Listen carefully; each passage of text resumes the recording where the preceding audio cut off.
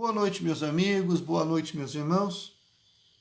É com muita alegria que nós começamos hoje a nossa série, começamos efetivamente a nossa série Terças com Emmanuel, onde nós vamos estudar as obras desse espírito que tem tanto colaborado com a doutrina espírita e que se tornou companheiro de Chico por várias existências. Nessa existência, o seu mentor espiritual, trazendo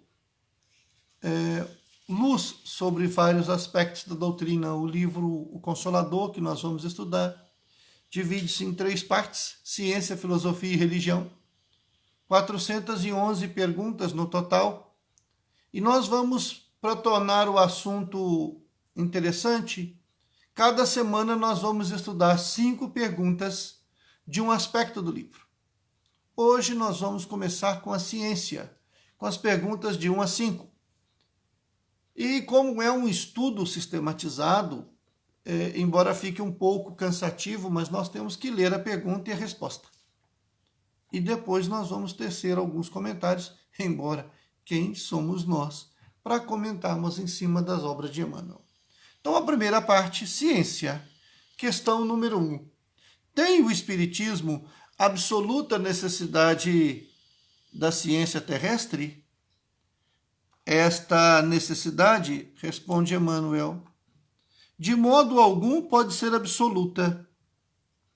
O concurso científico é sempre útil, quando oriundo da consciência esclarecida e da sinceridade do coração.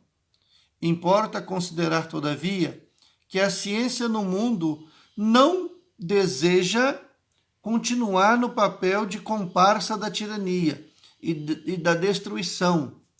Tem absoluta necessidade do Espiritismo, cuja finalidade divina é a iluminação dos sentimentos na sagrada melhoria das características morais do homem. É interessante esta colocação de Emmanuel, né? Porque Kardec deixa muito claro: o dia que a ciência desmentir a doutrina, abandonemos a doutrina e fiquemos com a ciência. Mas o Espiritismo ele não precisa da ciência do mundo. A ciência do mundo é que precisa do Cristo. A ciência não se coloca mais a serviço da tirania. À medida que nós vamos evoluindo para um mundo de regeneração, abandonando a violência, abandonando os sentimentos negativos, deixando um pouco das paixões primárias do mundo, nós vamos verificando que a tecnologia também se fará mais presente. É muito comum, e eu sou um fã incondicional de filmes de ficção científica, assisto todos, a minha série predileta, depois de Volta para o Futuro, né, com os 3 filmes, é a série Guerra nas Estrelas. Mas a partir do momento em que nós analisamos a doutrina espírita com as duplas asas da evolução, a científica e a moral, à medida que o homem vai ganhando inteligência, ele também tem que ter uma moralidade elevada. Então eu não acredito que nós vamos ter visitas interplanetárias a fim de conquista. Teremos visitas interplanetárias num espaço de ano curto aí, porque tecnologias estão avançando e vida existe em todo lugar, embora nós não saibamos ainda, o homem não consegue entender que a vida em outro planeta pode ter outra origem, mas vamos lá.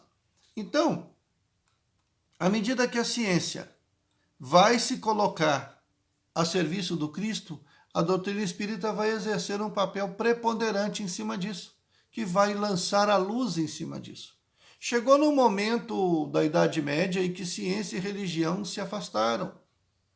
Por quê? Porque a Igreja Católica, na época, mandava e desmandava sumus fidelis verida, só na fé existe a verdade.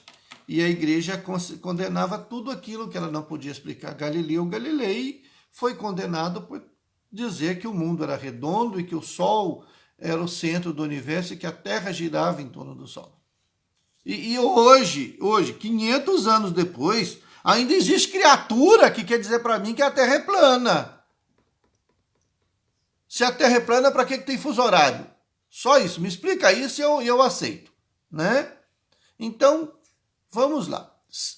Capítulo 1, Ciências Fundamentais, questão número 2.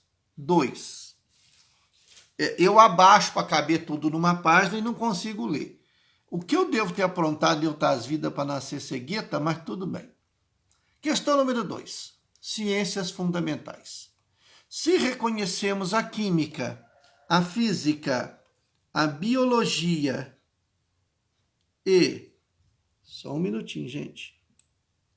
A química, a física, a biologia, a psicologia e a sociologia como as 5 ciências fundamentais, qual será a posição da ciência da vida em relação às demais?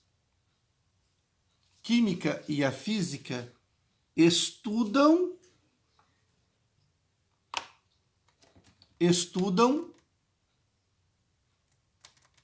oh, meu Deus do céu. Desculpa, gente. A química e a física estudam a ação íntima dos corpos, suas relações entre si e suas propriedades. Constitui a catalogação dos valores da ciência material. A psicologia e a sociologia, examinando a paisagem dos sentimentos e os problemas sociais, representam a tábua de classificação das conquistas da ciência intelectual. No centro de todas está a biologia, significando a ciência da vida em suas profundezas, revelando a transcendência da origem, o espírito, o verbo divino. Até agora, a biologia está igualmente encarcerada. Espera só um minutinho. Está igualmente encarcerada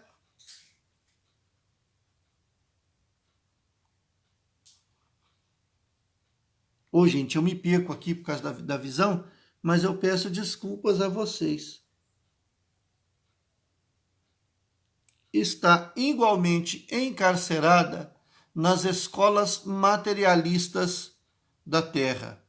Porém, nas suas expressões mais legítimas, evolverá para Deus, como todas as suas demonstrações sublimes, cumprindo-nos reconhecer que, mesmo na atualidade, os seus enigmas profundos são os mais nobres apelos à realidade espiritual e ao exame das fontes divinas da existência. Então, quer dizer, Emmanuel dá uma colocação aqui, falando de química, física, e coloca a biologia como sendo a ciência, digamos assim, chave, mas ainda na visão materialista. Nós precisamos dissociar Deus da religião. É isso. O dia que nós tirarmos Deus do altar, tirarmos o ranço que temos de religião de Deus, nós iremos ter uma visão muito ampla, muito diferente. Né? Teve um físico inglês, me fugiu o nome dele, que ele disse que a única forma do homem entender a origem da vida é aceitando Deus. Vamos lá, química. Questão número 3. No campo da química, as forças do plano espiritual auxiliam o homem terrestre?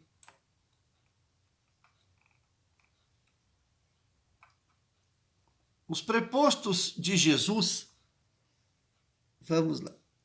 Os prepostos de Jesus espalham-se por todos os setores do trabalho humano e em todos os tempos cooperam com o homem no seu esforço de aperfeiçoamento. Aliás, os estudos e os cientistas do planeta não criaram os fenômenos químicos que sempre existiram desde a aurora dos tempos, afirmando uma inteligência superior. Os homens, em verdade, aprenderam a química com a natureza, copiaram as suas associações, desenvolvendo a sua esfera de estudo e inventaram uma nomenclatura, reduzindo os valores químicos sem lhes aprender a origem divina. Ou seja, o homem não criou nenhum elemento químico. A água, que é o elemento básico da vida, é uma criação divina. Toda a água que tem no planeta foi criada há 4 bilhões e 500 milhões de anos. O homem não cria água, embora saiba o processo que é necessário. O hidrogênio, que é a matéria mais abundante do universo, não foi criado pelo homem. O que o homem fez foi conhecer até agora 1/4 milhão de produtos químicos, de elementos químicos. Embora isso não represente absolutamente nada, ainda vamos descobrir muito mais coisas. Então, desde que o homem começou a estudar, ele vem aprendendo com a natureza, por observação. Eu falo muito nas minhas aulas de história, o homem começou a comer determinadas frutas porque os animais comiam. E o animal tem um instinto de sobrevivência. O animal, ele sabe. Ele colocou uma pedra no fogo, viu que aquela pedra derretia, então ele aprendeu a metalurgia. E ele viu que aquela fumaça que exalava fazia mal. Ele começa a misturar plantas para ver o que acontecia. Dava para a pessoa, o pajé fazia as primeiras pagelanças dela, dava para a pessoa tomar, a pessoa morria, ele sabia que alguma coisa ali estava errado. Pagava-se caro, mas era o momento evolutivo. Então, na química, nós vamos encontrar diversos elementos que o homem catalogou. Mas o homem precisa entender a origem da vida. O Big Bang deu origem ao planeta Terra. Acreditar que uma explosão deu origem ao planeta Terra é tão lógico quanto você acreditar que se você explodir uma gráfica, você vai tirar um livro pronto de lá de dentro. Todo efeito inteligente pressupõe uma causa inteligente. Isso é óbvio. Você pega um relógio de ponteiro, né? Um relógio com a máquina, um maquinário. Eu tenho um aqui em casa antigo que pertenceu ao meu sogro e hoje é meu. É um relógio Mondane da década de 50 que tem que dar corda. Você vai dizer que foi um chimpanzé que fez aquilo? Você vai dizer que foi um Neandertal? Não, não foi. Foi um homem inteligente, porque é uma causa inteligente, dá um efeito inteligente. Eu olho o universo perfeito, eu tenho que admitir que existe uma perfeição por trás disso. Isso é óbvio, isso é lógico, né? Então vamos lá, questão número 4. Nos estudos da química,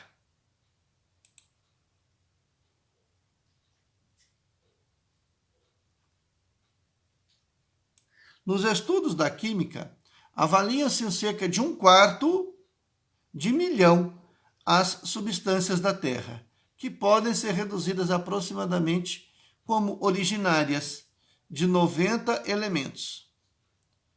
Quando dos estudos dessa ciência forem ampliados, poderão reduzir-se ainda mais as fontes de origem? A química necessita apresentar esta divisão de elementos para a catalogação de valores educativos, com vistas às investigações da natureza científica no mundo. De natureza científica no mundo. Contudo, se na sua base estão os átomos, na mais vasta expressão de diversidade, mesmo assim tenderá sempre para a unidade substancial, em remontando com as verdades espirituais as suas fontes de energia. Aliás, em se tratando de